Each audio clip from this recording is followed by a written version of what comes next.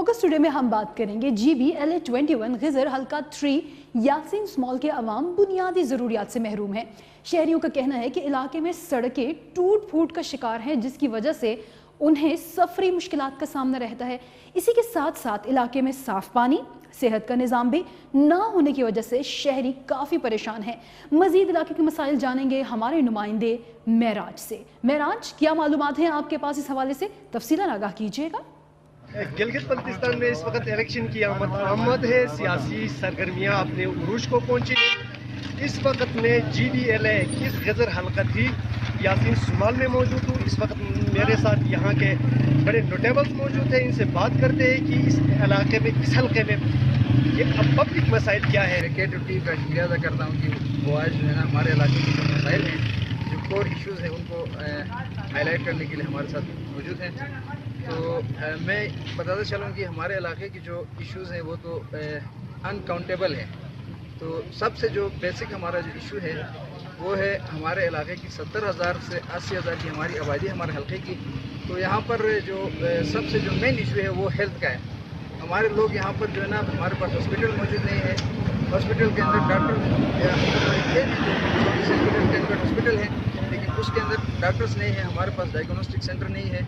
ایک چھوٹے سے الٹراساؤنڈ کے لیے ہمیں 1000 روپے کے الٹراساؤنڈ کے لیے 10,000 روپے کا خرچہ کر کے ہمیں جو ہے نا ٹاؤن سٹیز میں جانا پڑتا ہے، اور وہاں پر جا کے ہمیں بہت سارے اخراجات کر کے ہم چھوٹے سے الٹراساؤنڈ کر کے آ جاتے ہیں۔ اور بلڈ اسکریننگ کے لیے ہمارے پاس سسٹم نہیں ہے۔ لوگ جو ہے نا وہ اپنی بلڈ گروپنگ یا جو ٹیسٹنگ وغیرہ ہوتی ہیں ان کے لیے گلگت سٹی کی طرف جانا پڑتا ہے۔ تو مین جو ایشو ہے ہمارا وہ ہیلتھ کا ہے۔ اب تک ہمارے علاقے میں جو ہے نا ہیلتھ ایک جو ہے بہت بڑا مسئلہ بنا ہوا ہے۔ اگر صحت ہے تو سب کچھ ہے، اگر صحت ہی نہیں ہے تو کچھ بھی نہیں ہے۔ تو اس کے ساتھ ساتھ جو ہے نا ہمارے یہاں پر ہیلتھ اینڈ ہائیجین کا بھی ایشو ہے۔ ہمارے پاس پینے کا پانی ہے لیکن جو کلین واٹر یا جو صاف پانی ہے، جو مختلف جو ہے نا امپیورٹیز سے جو ہے نا پاک پانی ہمارے پاس موجود نہیں ہے۔ بے شک پانی ہمارے پاس ہے لیکن وہ صاف پانی ہمارے پاس نہیں ہے۔ اور اس کے ساتھ ساتھ ہمارے پاس جو ہے نا ایجوکیشن سسٹم کے اندر، گورنمنٹ سیکٹر کے اندر جو ہے وہ معیاری تعلیم کی فقدان ہے۔ اور اسی طریقے سے ہمارے پاس جو ہے نا ہم یہاں سے ٹریول کر کے جاتے ہیں تو ہمارے پاس جو روڈ کا جو سسٹم ہے یہ انتہائی جو ہے نا کھنڈرات کی شکل اختیار کر گئے ہیں۔ ہمارے میڈیا کے جتنے بھی لوگ ہیں وہ بار بار اس چیز کو ہائی لائٹ کرتے ہیں لیکن جو حکومت وقت ہوتا ہے یا ہمارے جو لیڈرز ہوتے ہیں ان کے جو ہے نا وہ بالکل جو ہے نا وہ کان نہیں دھرتے ہیں۔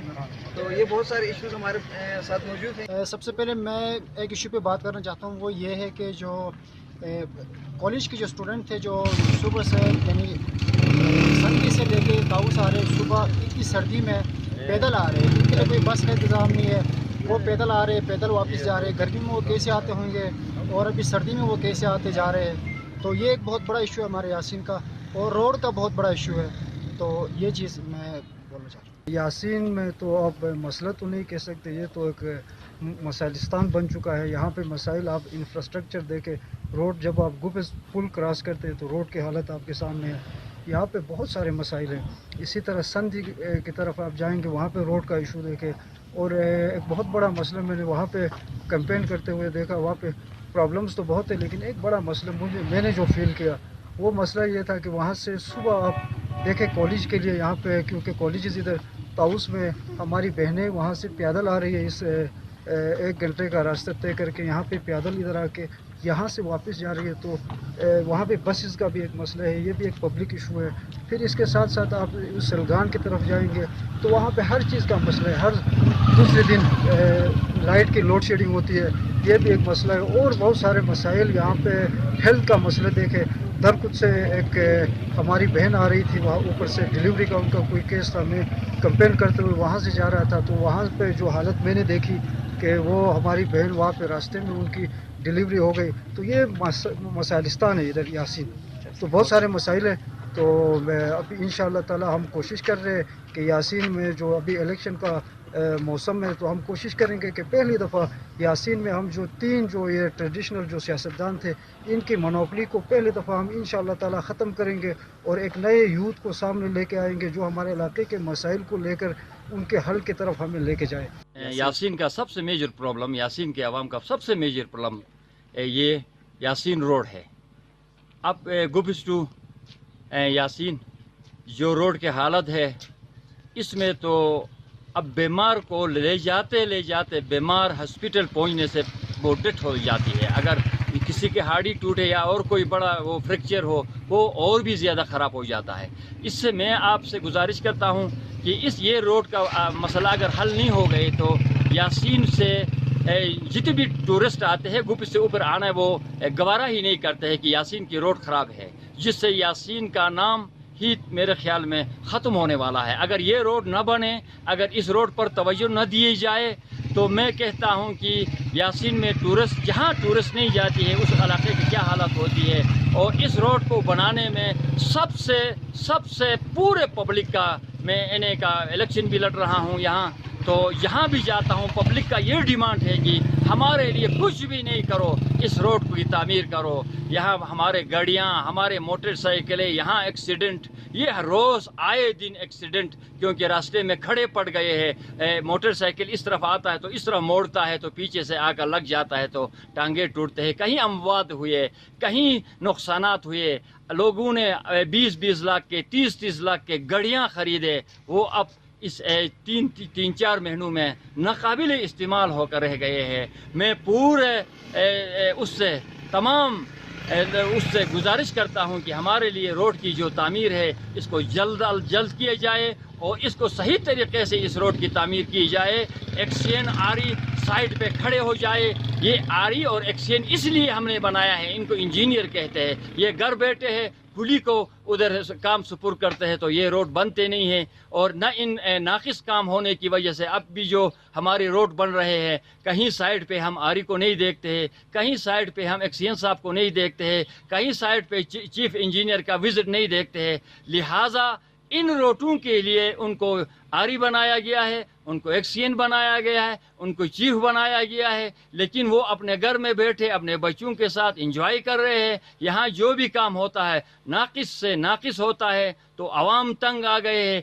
एक दिन ये गवर्नमेंट के लिए वबाल जान बन जाएंगे। मेरे ख्याल अगर इस पर काम न होने की सूरत में यासीन के जन और फर्जन पूरे पब्लिक अगर इस रोड में बैठ जाएंगे, जब तक इस रोड को बनाने का हमारे लिए सही तरीके से हमारे साथ मुआहिदा नहीं होगा, हम उस रोड से बाहर हटेंगे भी नहीं। हम जो है मीडिया के ज़रिए ये पैगाम पहुंचाना चाहते हैं गवर्नमेंट तक कि यासीन में बहुत सारे मसाइल हैं। अभी यहाँ पे सबसे पहले हमारा जो मसला है मेन रोड का मसला है। रोड की वजह से हमारा इलाका जो है अंधेरे में है। दूसरा मसला यहाँ पे अगर हम दरकुद का मिसाल ले लेंगे या परकोल्ती का मिसाल ले लेंगे या नाजबर का मिसाल ले लेंगे तो आप खुद देख रहे हैं कि वहाँ पे रोड न होने के बराबर है।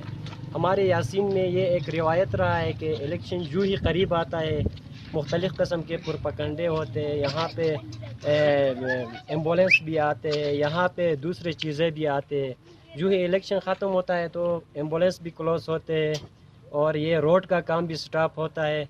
दूसरे हमारे जितनी भी तरक्याती प्रोजेक्ट्स के काम हो रहे हैं वो सारे स्टॉप होते हैं। तो हम गुजारिश करते हैं गवर्नमेंट से कि जो भी हमारा नया जो है लीडरशिप हमारे सामने आएगा, गवर्नमेंट उसके साथ भरपूर ताउन कर ले और इलाके के लिए हमें मतलब खिदमत करने का मौका दे दे। मीडिया के थ्रू हमारे पैगामात जो है आप गवर्नमेंट तक पहुंचा रहे हैं। आप लोगों का मैं शुक्रगुजार हूँ कि आपने अपना टीम लेके हमारे मुश्किलात को आगे तक पहुंचाने के लिए आ गए। Thank you. दूसरी बात यह है कि मसला गज़र में हर चीज़ का मसला है। मसलन सिर्फ रोड या सिर्फ पीने का साफ़ शफाफ पानी का नहीं है। यहाँ तक कि एक एम्बुलेंस नहीं है जो हमें हॉस्पिटल पहुंचाने के लिए, और गरीब लोग ऐसे हैं कि वो टैक्सी करके बंदे को हॉस्पिटल नहीं पहुंचा सकते, ऐसे लोग भी हैं।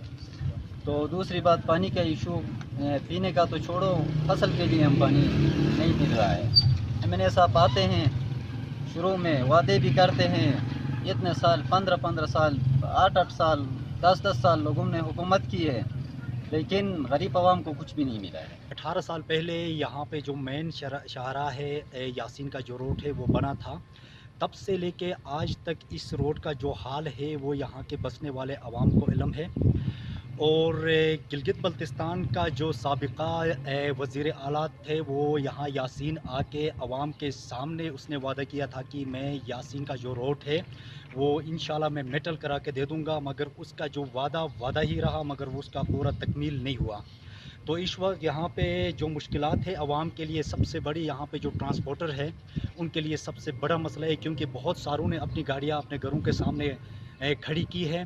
और उसके अलावा यहाँ पे रोड का मैं क्या हाल सुनाऊँ, खंडरात का शक्ल इख्तियार किए हैं। तो हम क्या तवक्को रखेंगे, अब कौन इस रोड का मतलब उसको बनाएगा या कौन इसका रहनुमाई करेगा।